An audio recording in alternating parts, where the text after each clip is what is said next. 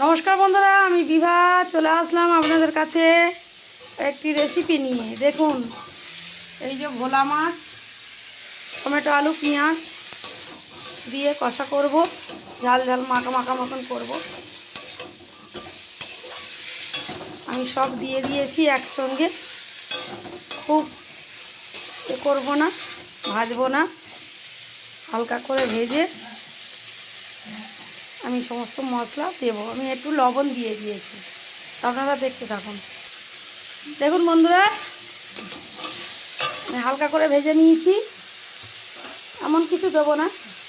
দেব হলুদ, লবণ তো আগেই দিয়েছি। এবার দেব এই যে ছিলে বাটা জিরে ধনে, এটাও দিয়ে দেবো।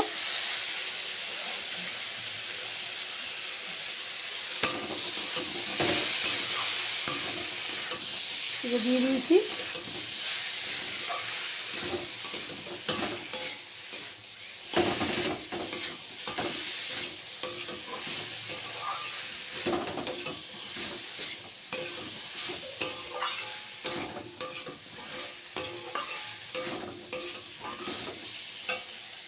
এবার আমি জল দিয়ে দেব।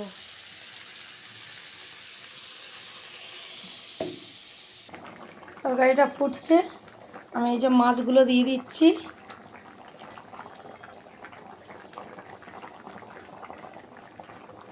দিয়ে দিলাম, আর একটু ফুটে উঠলে নামিয়ে নেব।